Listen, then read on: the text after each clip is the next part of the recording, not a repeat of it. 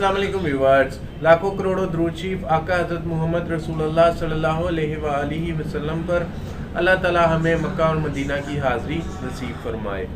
तो मेरा नाम है मोहम्मद नवाज़ और आज हम बात करने जा रहे हैं चेक के ऊपर। तो चेक अगर आपको कोई बंदा दे देता है तो उस चेक की और वो चेक जो है वो कैश नहीं होता, तो फिर उस पर FIR किस तरह से करवानी है। बहुत से लोग इसे बहुत सिंपल लेते हैं जी, चेक लिया उधर से स्लिप नहीं लगी या लग गई, बैंक से स्लिप लग गई तो जाके पर्चा करवाने की कोशिश की, बाद में पर्चा होता नहीं है, ना SP देता है ना SHO देता है, फिर मुश्किलात का सामना करना पड़ता है। तो क्या इसका लीगल वे है, किस तरह से कानूनी तौर पे हम इससे जो है वो जिसने भी हमें धोखे से चेक दिया है और वो चेक कैश नहीं हुआ उसके ऊपर FIR दर्ज करवा सकते हैं और अपना पैसा रिकवर कर सकते हैं। इन सारी बातों पे आज हम डिस्कस करेंगे।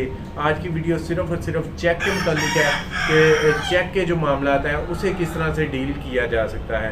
तो चेक पे ही हम मुकम्मल तौर पे फोकस करेंगे और वीडियो को पूरा एंड तक ज़रूर देखिएगा, क्योंकि आप लोग वीडियो बहुत कम देखते हैं, साथ ही मुझे कॉल कर देते हैं।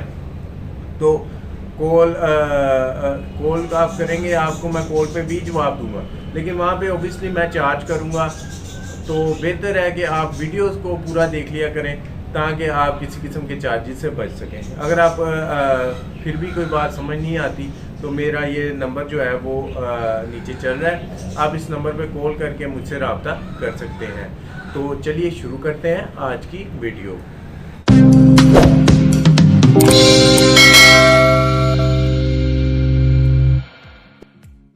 जी व्यूअर्स, जैसा कि आपको पता है कि आज हम बात करने जा रहे हैं चेक के ऊपर। चेक अगर आपको किसी ने दिया है और वो चेक जो है वो कैश नहीं हुआ तो आपने ओबियसली उससे रब्ता करेंगे, उससे कहेंगे ये चेक कैश नहीं हुआ या जो भी मामला होगा। बैंक से स्लिप लगवाएंगे आप, डिसऑनर स्लिप होगी वो साथ लगेगी और आप चले जाएंगे FIR करवाने, और आगे से SHO जो है वो आपकी FIR नहीं काटेगा, आप SP के पास जाएंगे वो भी नहीं काटेगा। आप परेशान हो जाएंगे, यार ये चेक है, ये डिसऑनर हो गया है, इसके साथ स्लिप लगी हुई है बैंक की डिसऑनर की, उसके बावजूद ये जो चेक है ये इसके ऊपर पर्चा नहीं दे रहा है SHO। तो इसका एक लीगल वे होता है, लीगल रास्ते से अगर आप जाएंगे, अगर आप किसी भी लॉयर से मशवरा कर लेते हैं कि ये चेक डिसऑनर हो गया, मैंने इसके ऊपर पर्चा करवाना है, तो वो आपको जो है लीगल वे से लेके जाएगा। एक एप्लीकेशन जो आप खुद ही जाके अपनी ज़ुबान में एक चीज़ SHO को बताने लग जाते हैं या जो भी पुलिस कांस्टेबल होता है उसे, वो उसकी समझ में उस तरह से नहीं आती। फिर इसलिए आपको एक लॉयर की ज़रूरत होती है। किसी भी अच्छे वकील के साथ मशवरा करें, उससे वो एप्लीकेशन तैयार करवाएं, क्योंकि उसी एप्लीकेशन के ऊपर अगर आपका करोड़ का, 2 करोड़ का, 10 करोड़ का चेक है, वही उसी एप्लीकेशन ने ही कैश करवाना है, उसके बगैर वो कैश नहीं हो सकता। ठीक है, और वो आप एप्लीकेशन जो है वो आप खुद ही लिखते हैं या अपनी ज़ुबान में कुछ भी लिख के दे देते हैं, तो वहाँ पे आप फोल्ड ना करें, ये बुनियाद है। अगर आपके साथ धोखा हुआ है तो आपने एप्लीकेशन जो है वो किसी काबिल वकील से मशवरा करके उससे तैयार करवानी है, उसे अपनी सारी आप रूदात बताएंगे तो उसके मुताबिक वो आपकी जो है वो एप्लीकेशन तैयार करेगा, जो एप्लीकेशन बुनियाद होगी आपके तमाम केस की, आपको पैसे इंशाल्लाह रिकवर करके देगी आपकी। लेकिन वो एप्लीकेशन में हम क्या करते हैं, चलो जी SHO कोई देनी है ना, कोई मसला नहीं है, थाने में एप्लीकेशन देनी है, दे देते हैं, स्टाम्प फरोश से लिखवा लेते हैं। ये सरासर आप अपने आप के साथ नाइंसाफ़ी करते हैं। किसी भी लीगल जो भी कोई अच्छा लॉयर है उसे आप जानते हैं, उससे ये काम करवाया करें, क्योंकि ये बुनियाद है केस की। FIR किसी भी केस की बुनियाद होती है, इसलिए उसे जो है वो पूरे तरीके के साथ, लीगल वे के साथ, कानून के साथ, कानून के मुताबिक उसे तैयार करना चाहिए, ताकि आपको अल्टीमेटली उसमें रिलीफ मिले। जब आपको रिलीफ ही नहीं मिलना तो आपको क्या फ़ायदा है कि आप जो है वो जो मर्जी एप्लीकेशन डालते रहें और पैसे लगाते रहें केसों में, उल्टे आपका चेक किया, उल्टा आपके पैसे लगे अदालतों में, कचहरियों में, थानों में। तो बेहतर है कि इसकी बुनियाद दुरुस्त रखें, किसी भी अच्छे लॉयर से उसकी एक एप्लीकेशन तैयार करवाएं, वो कानून के मुताबिक आपको एक एप्लीकेशन तैयार करके देगा। आपके जो भी केस होगा, जो भी उसके वाक़यात होंगे, उसके मुताबिक वो आपकी एप्लीकेशन एक तैयार करेगा, जिसमें वो तमाम वो कानूनी पहलू भी शामिल करेगा और तमाम जो उसके फैक्ट्स हैं केस के वो भी डालेगा कानून के मुताबिक। तो फिर आपकी वो जो एप्लीकेशन होगी वो जैसे ही एसएचओ के पास जाएगी उसे समझ आ जाएगी।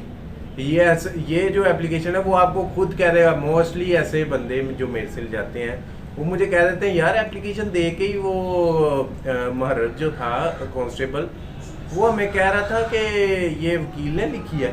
तो ओबियसली वो उसी वक्त समझ जाते हैं कि बंदा जो है पंजाबी में कहते हैं पक्के पैरी आया साढ़े कोल ते एदा काम करना है, एदा FIR देनी पैनी, ठीक है। तो अगर आप ये इस तरह खुद ही चले जाते हैं, ना कोई पता है, ना कोई लेनी ना देनी, तो आप तो फिर वो ऑब्वियसली वो आपके साथ खेलेंगे। तो बेहतर है किसी लॉयर को लेके जाएं, उससे एप्लीकेशन तैयार करवाएं ताकि उस पर आप चलें। अब मिसाल के तौर पे आपने एप्लीकेशन तैयार करवा लिया लॉयर से, फिर भी कांस्टेबल जो है या मतलब SHO है SP है वो पर्चा नहीं दे रहे, फिर आपने क्या करना है? पर्चा तो हमने करवाना ही करवाना है ऑब्वियसली। वो बंदा पैसे नहीं दे रहा तो पैसे तो रिकवर हमने करने हैं, और कानूनी तमाम रास्ते जो हैं अगर एक बंद हो रहा है तो हमने दूसरे को खुलवाना है। और किस तरह से खुलवाना है? हमने क्या करना है बॉस, हमने इसमें सबसे पहले SP को एक एप्लीकेशन देनी है कि SHO नहीं दे रहा, हमें FIR नहीं दे रहा क्योंकि ये कॉग्निजेबल ऑफेंस हुआ है 154 सेक्शन के तहत। तो ये इसमें FIR बनती है। FIR का मतलब है first information report. First information report तो एटलीस्ट हमारी दर्ज होना, ये तो हमारा कानूनी हक है कि हमारी फर्स्ट इंफॉर्मेशन रिपोर्ट दर्ज हो और उस बंदे से तफ्तीश का आगाज़ हो।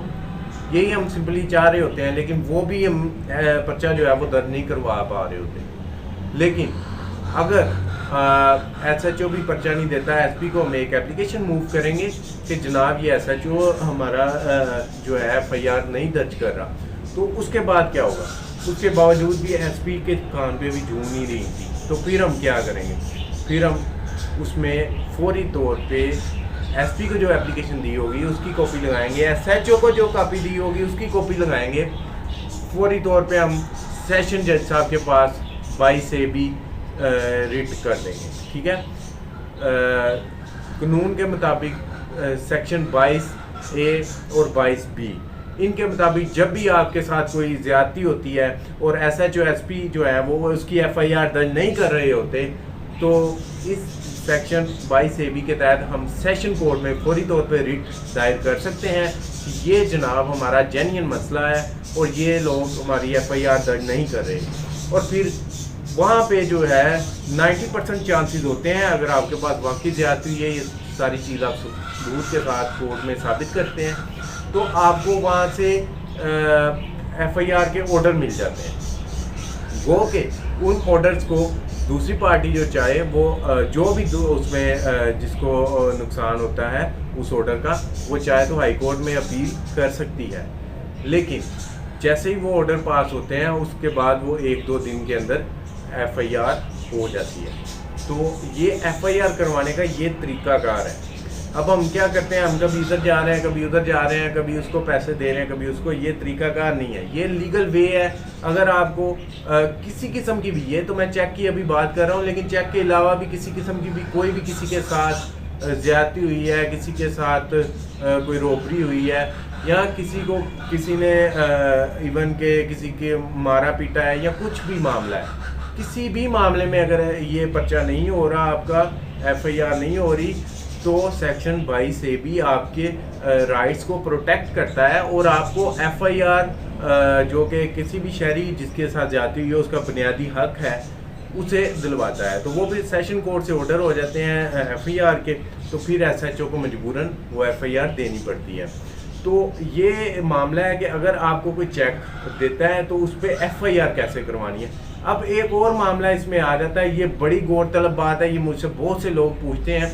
आप इसे ध्यान से सुनिएगा कि जब FIR मिसाल के तौर पे हम बैठे हैं लाहौर में और चेक जो है वो कराची का है, हमने कराची में किसी के साथ बिजनेस किया और उसने हमें वो वहाँ का चेक दे दिया। अब जिस बैंक का उसने हमें चेक दिया है वो बैंक कराची में मौजूद है और हम लाहौर में मौजूद है।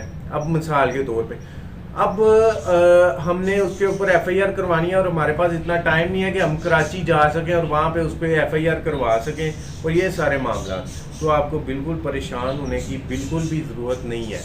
क्यों?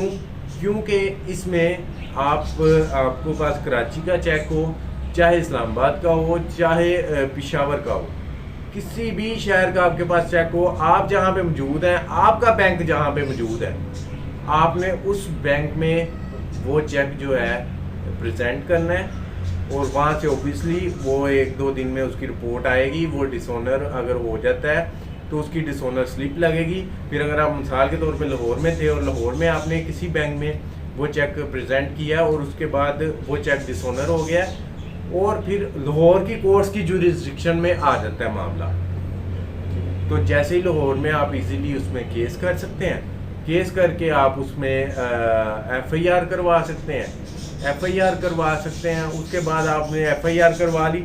अब जब एफआईआर हो गया है तो ओबियसली उसी एफआईआर की बेस पे, अब बंदा मतलूब है ओबियसली पाकिस्तान के दूसरे शहर में बैठा हुआ है, वो खुद ही एजेंसी जो है वो ऑफिस में रब्ता करके उस बंदे को कराची से उठवाएंगी और राहदारी रिमांड के ज़रिए वो लाहौर भी आ सकता है और फिर जो है आपको आपके पैसे रिकवर होने के बहुत से चांसेस हैं। लेकिन यहाँ पे लोग क्या करते हैं, घबरा जाते हैं, यार चेक तो उधर का था तो मैंने ये कर दिया। कोई ज़रूरत नहीं है आपको टेंशन लेने की। आप जो है वो फौरी तौर पे जो है जहाँ पे भी आप मौजूद हैं उस वहाँ की ही कोर्ट्स की जुरिस्डिक्शन में मामला आ जाएगा। इसके अलावा आपका चेक्स के मुतालिक या किसी भी और मामले के मुतालिक अगर आप लाहौर से हैं और हमारी लीगल सर्विसेज हासिल करना चाहते हैं तो दिए गए नंबर पे आप हमसे कांटेक्ट करके हमारी लीगल सर्विसेज हासिल कर सकते हैं। अगर आप हमसे मशवरा करना चाहते हैं किसी मामले पे तो हमारी मशवरे की छोटी सी एक फ़ीस है, आप व्हाट्सएप पे हमसे रब्ता कर सकते हैं। व्हाट्सएप के ऊपर फ़ीस मेंशन है। तो दुआओं में याद रखिएगा। अल्लाह हाफिज़।